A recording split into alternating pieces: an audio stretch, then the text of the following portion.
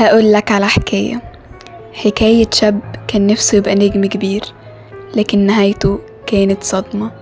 واللي حصل بعد موته كان أغرب من الخيال. شائعات عن بيع أعضائه، خناقة عن ميراثه، واسم فنانة مشهورة اتجرجر وسط العاصفة. إبراهيم شيكا، الحقيقة الكاملة من أول المرض لحد آخر يوم في حياته. خليك معي.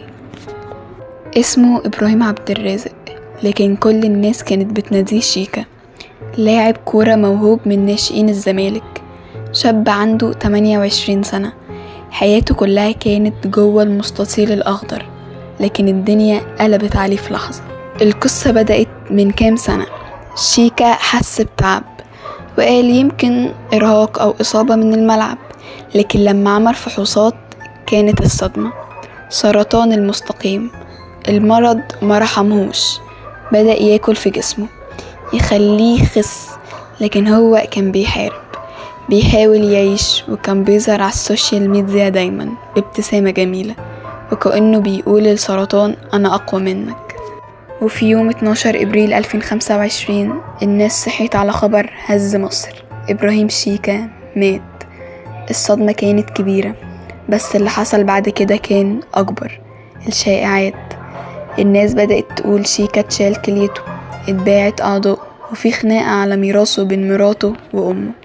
لكن الحقيقة الدكتور المعالج نفسه طلع وقال الكلام ده كذب، نفى كل حاجة. الكبد والكليتين كانوا موجودين، ومفيش أي عملية استئصال حصلت. وصاحبه إسلام رضا كتب على الفيسبوك إبراهيم مات بكامل أعضاء، واللي بيقول غير كده بيدور على ترند رخيص. هبة التركي مراته طلعت وقالت مفيش ميراث أصلا، احنا صرفنا كل حاجة على علاجه، والخلاف مع أمه انتهى بالصلح، مفيش أي حاجة زي ما بيتقال. وهنا بقى اسم وفاء عامر طلع في الساحة.